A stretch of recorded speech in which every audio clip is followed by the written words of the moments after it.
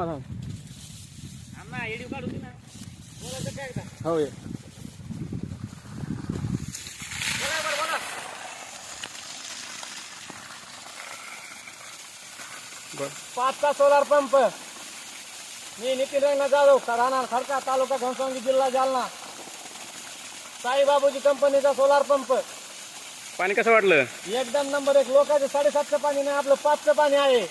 तरी जास्त ऊन नाही बरं का आता.